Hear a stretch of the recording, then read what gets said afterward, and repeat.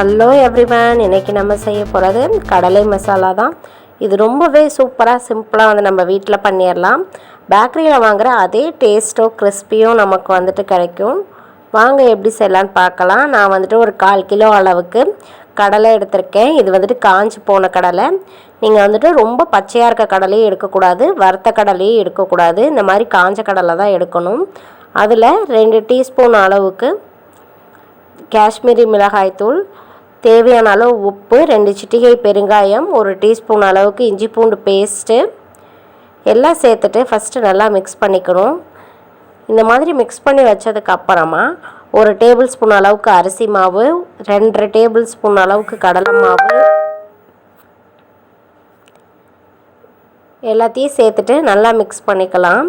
நீங்கள் இந்த மாவு பார்த்து கரெக்டாக போடுங்க. ஜாஸ்தி ஆயிடுச்சு அப்படின்னா அந்த கடலையில் அது பச்சி மாதிரி ஆக ஆரம்பிச்சிரும். கம்மியாக போட்டிங்க அப்படின்னா கடலையில் மசாலா பத்தாமல் போயிடும்.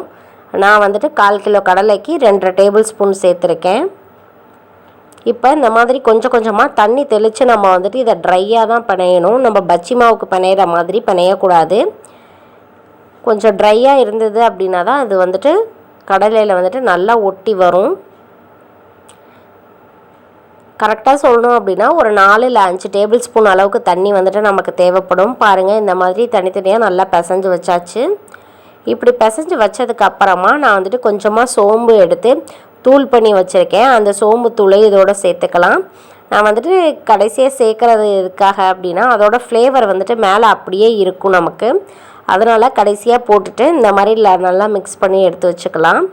நீங்கள் எண்ணெய் ரொம்ப சூடாக இருக்கக்கூடாது. ரொம்ப சூடாக இருந்தது அப்படின்னா அந்த மசாலா உடனே கருகிடும். ரொம்ப மீடியம் ஃப்ளேமில் வச்சுட்டு மிதமான சூடு வந்ததுக்கப்புறம் இந்த மசாலாவை கொஞ்சம் கொஞ்சமாக நம்ம போட்டு எடுத்துக்கலாம். இந்த மாதிரி கையில் உங்களுக்கு போட பயமாக இருந்தது அப்படின்னா கொஞ்சமாக ஒரு கரண்டி இல்லை ஒரு ஸ்பூனில் எடுத்து நீங்கள் கொஞ்சம் கொஞ்சமாக எடுத்து போட்டு விட்டுட்டு கிண்டி விட்டுருங்க. தனித்தனியாக வந்துடும். இப்போ இது எல்லாத்தையுமே கொஞ்சம் கொஞ்சம் பேட்சாக போட்டு நம்ம வறுத்து எடுத்துக்கலாம். இது போட்டதுக்கப்புறம் கரெக்டாக ஒரு 1.5 நிமிஷத்துலேருந்து ஒரு 2 நிமிஷத்துக்குள்ளே நமக்கு ரெடி ஆகிடும். நீங்கள் எண்ணெயை மட்டும் மிதமான சூட்டில் வச்சுருந்தீங்க அப்படின்னா நல்ல கிறிஸ்பியாக நமக்கு கிடைக்கும். பச்சை கடலை போட்டோம் அப்படின்னா அந்த கிறிஸ்பி நமக்கு கிடைக்காது. அதே மாதிரி நல்ல வறுத்த கடலையை இந்த மாதிரி பண்ணி போட்டாச்சு அப்படின்னாலும் அந்த வறுத்த கடலையில் இந்த மசாலா ஒட்டாது. அந்த கடலையோட தோல் எடுத்துகிட்டு வந்துடும். அதனால் ரொம்ப பச்சை கடலையும் போடாமல் வறுத்த கடலையும் போடாமல் பச்சையாக இருக்கிற கடலை நமக்கு காஞ்ச ஸ்டேஜ் வந்ததுக்கப்புறம் நம்ம சேர்த்தாச்சு அப்படின்னா இந்த மாதிரி கரெக்டான மசாலா கடலை நமக்கு கிடைக்கும்.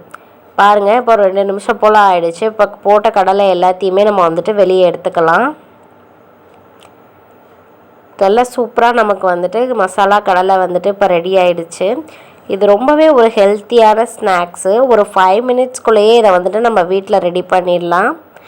பாருங்கள், நான் கொஞ்சம் கொஞ்சமாக அதை போட்டு பொரிச்சு எடுக்கிறேன். நான் ஒரு 3 தடவை இந்த பேட்ச் போட்டு எடுத்திருக்கேன். நம்ம கொஞ்சம் கொஞ்சமாக போட்டு எடுக்கும் போது அந்த கடலையும் கொஞ்சம் நல்லா ஃப்ரீயாக வேகும், ஒட்டாமல் நமக்கு வரும். நீங்கள் பொரித்து எடுத்து வச்சதுமே உள்ளே கடலை கொஞ்சம் மெதுன்னு தான் இருக்கும். ஆனால் அந்த கடலை ஆறுனதுக்கப்புறம் பார்த்தீங்க அப்படின்னா நல்லா கிறிஸ்பியாகிடும். அதனால் போட்டதுமே என்னடா நமக்கு வரல அப்படின்னு நீங்கள் நினைக்க வேண்டாம். இப்போ கடைசியாக எண்ணெயை ஆஃப் பண்ணதுக்கு அப்புறமா கருவேப்பிலை ஒரு கொத்து பறித்து போட்டு இந்த மாதிரி நல்லா வறுத்து எடுத்து வச்சுக்கலாம். வறுத்து எடுத்த கருவேப்பிலையை இதோடு சேர்த்துட்டு மிக்ஸ் பண்ணி விட்டுருங்க. கருவேப்பிலை சேர்த்தாச்சு அப்படின்னா நல்ல வாசமாக இருக்கும். பாருங்கள், ஒரு சூப்பரான ஹெல்த்தியான ஸ்நாக்ஸ் ஒரு 5 மினிட்ஸ்க்குள்ளாரையே நமக்கு ரெடி ஆகிடுச்சு. இதை நீங்களும் ட்ரை பண்ணி பாருங்கள்.